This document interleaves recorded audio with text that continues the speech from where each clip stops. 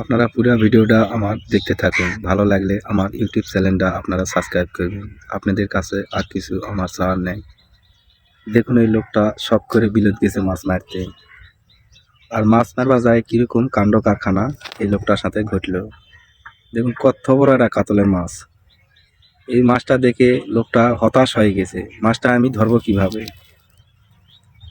আপনারা পুরো ভিডিওটা দেখতে থাকুন। ভালো লাগলে অবশ্যই সাবস্ক্রাইব আপনারা করবেন।